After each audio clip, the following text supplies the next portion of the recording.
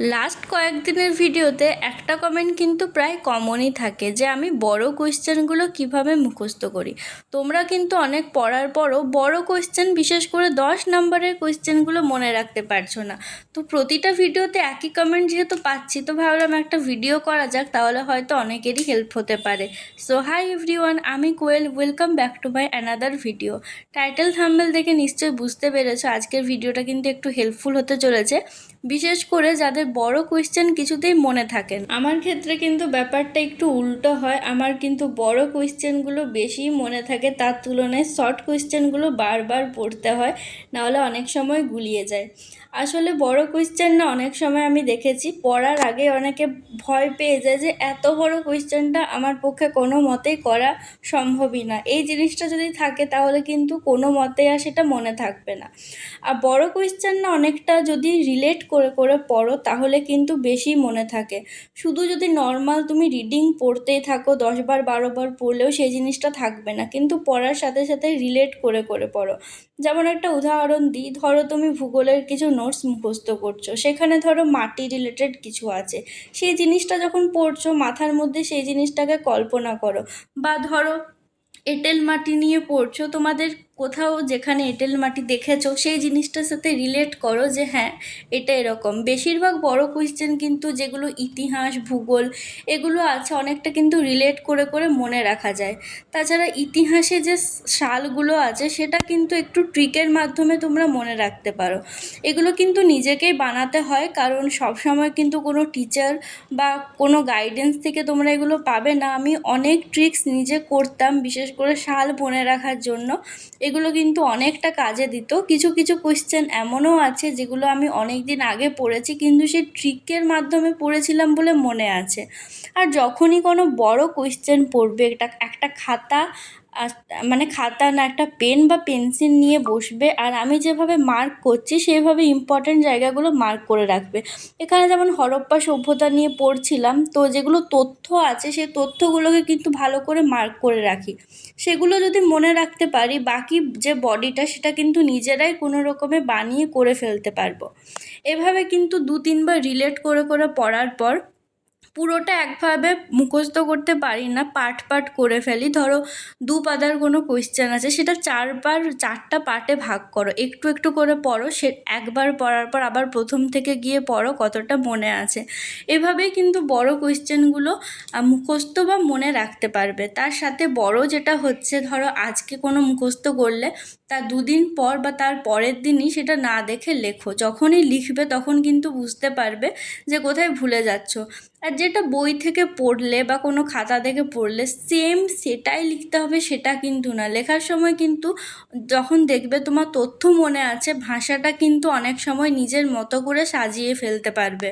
কেন জানি না আমার কাছে শর্ট কোয়েশ্চেনের থেকে বড় কোয়েশ্চেনগুলোই বেশি ভালো লাগে, আর শর্ট কোয়েশ্চেনের থেকে বড় কোয়েশ্চেনগুলোই বেশি তাড়াতাড়ি মনে থেকে যায়।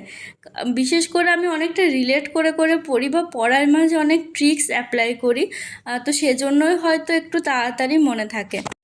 আর কোনো গাইড বই বা কোনো গাইডেন্স থেকে নোটস নেওয়ার থেকে আমি মনে করি যে প্রথমে কনসেপ্ট বুঝে নিজের ভাষাতে যেটুকু পারো সেটুকু যদি নোটস করতে শুরু করো, তাহলে কিন্তু না অভ্যেসটা থেকে যায়। ধরো পরীক্ষায় যদি একটু ঘোরানো কোনো কোয়েশ্চেন আসে বা একটু আননোন আসে, মানে যেগুলো তুমি জানো কিন্তু হয়তো টিউশন বা কোনো গাইড বইয়ে পাওনি, তাহলে কিন্তু সেক্ষেত্রে কোনো প্রবলেমে পড়তে হবে না, কারণ নিজের থেকে যদি লেখার একটা প্র্যাকটিস থাকে, নিজে যদি নোটস বানাতে পারো, তাহলে কিন্তু সেই ক্ষেত্রে অনেকটা বেশি হেল্প পাওয়া যায়।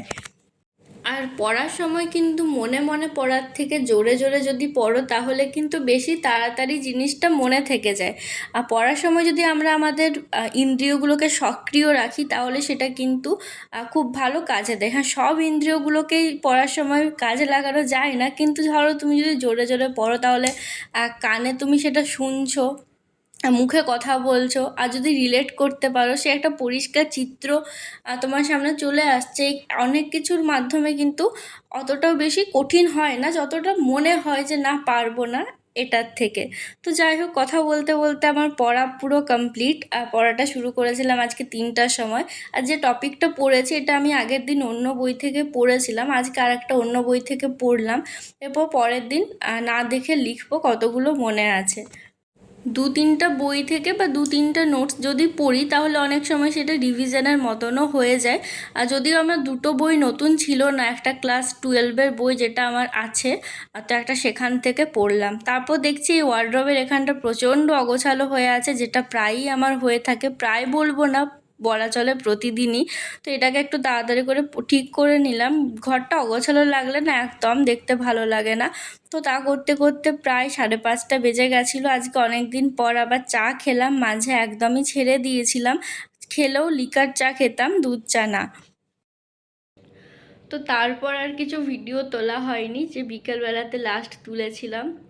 আর ভিডিওটা আজকে এডিট করছিলাম, মূলত একটু বড় কোয়েশ্চেন রিলেটেডই কিছু বলার চেষ্টা করলাম, কারণ আগের দিন আমাকে একজন কমেন্ট করেছিল। তাছাড়া প্রতিদিনই আমি দেখেছি যে ভিডিওগুলোতে দেখি বড় কোয়েশ্চেনের কথা বলি, আমাকে অনেকেই বলো যে এত বড় কোয়েশ্চেনগুলো মনে থাকে না। তো মনে এইভাবে পড়তে পারো, আর পড়ার পর কিন্তু লেখার প্র্যাকটিসটা রাখতেই হবে। অন্তত একবার লিখলে ধরো মনে থাকলো, কিন্তু সপ্তাহে একবার অন্তত সেই জিনিসটাকে লিখে প্র্যাকটিস করো, নাহলে সেটা মাথা থেকে একদম আউট হয়ে যাবে। তা অনেক জ্ঞান দিয়ে ফেললাম। আর এগুলো আমি নিজে কিভাবে করি সেটাই বললাম, একদম এইভাবেই করতে হবে সেটাও না, জাস্ট আমাকে জিজ্ঞাসা করো অনেকে, সেজন্যই। তো যাই হোক, ভিডিওটা আর বড় করছি না, এত বেশি ঘেমে গেছি, ফ্যান অফ করে ভিডিওটা এডিট করতে হচ্ছে।